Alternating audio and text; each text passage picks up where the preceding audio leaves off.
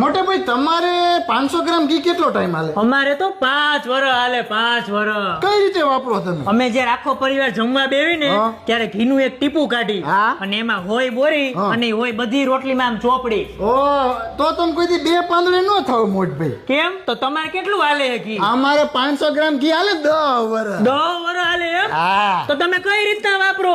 એક બટકું લેવાનું અને ઘીની શીશી ઊંઘીને સાઈડમાં મૂકી દેવાની. એક બટકું ખાવાનું, ઘીની શીશી ઊંઘીને સાઈડમાં મૂકી દેવાની. તો તમે 2 પાંદડે થવાના હો. હા તો થાય મારા જ તે. પપ્પાએ ભાઈ 20 વર્ષ પહેલા 500 ગ્રામ ઘી લીધું હતું, હજી 499 ગ્રામ પડ્યું છે. કઈ રીતે?